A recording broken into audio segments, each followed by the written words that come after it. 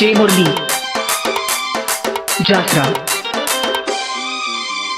हामी पत्थर के डीजे बजाते, हामी पत्थर के डीजे बजाते, अजी नाच नाच नाच अमर डीजे बजाते, गोरी नाच नाच नाच अमर डीजे बजाते, हामी पत्थर के डीजे बजाते, हामी पत्थर के डीजे बजाते, अजी नाच नाच नाच अमर डीजे बजाते, गोरी नाच नाच नाच अमर डीजे बजाते।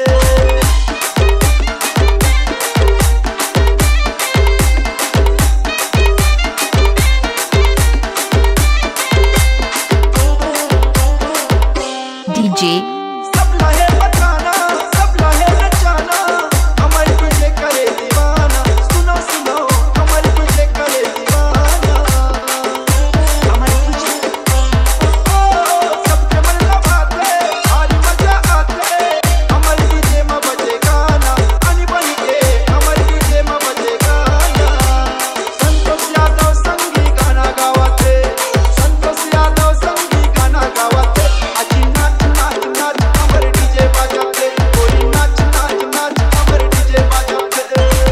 डीजे पत्थर के रहैया बीच के बजैया, अमर डीजे है सबले बढ़िया, अमर डीजे है सबले बढ़िया।